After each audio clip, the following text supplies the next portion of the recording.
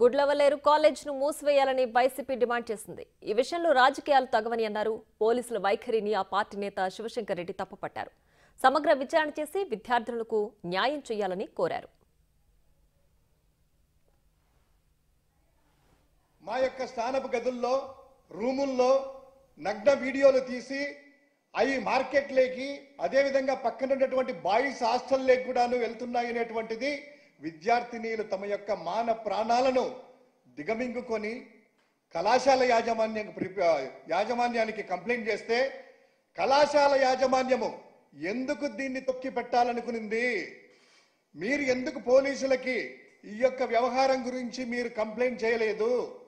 ఒకవేళ మీరు అంటే కళాశాల యాజమాన్యం కంప్లైంట్ చేసినా కూడాను పోలీసు వ్యవస్థ రెస్పాండ్ కాలేదా?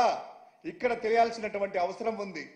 అదేవిధంగా విద్యార్థిని తల్లిదండ్రులందరూ కూడాను లక్షలాది రూపాయలు ఫీజులు కట్టి తమ యొక్క భవిష్యత్తుని బంగారు భవిష్యత్తుగా తీర్చిదిద్దాలనుకొని ఎక్కడి నుంచో వచ్చి వీళ్ళ మీద నమ్మకంతో, ప్రభుత్వం మీద నమ్మకంతో, యాజమాన్యం మీద నమ్మకంతో ఇక్కడికి వచ్చి కళాశాలలో హాస్టల్లో చేరితే మీరు చేసేటువంటి అభద్రతామైనటువంటి అంటే సెక్యూరిటీ లేకుండా వాళ్ళని గాలికి వదిలేసి ఫీజులు రాబట్టుకుంటూ వాళ్ళ యొక్క మాన మర్యాదలను మీరు పోగొట్టాలని చూస్తున్నారా?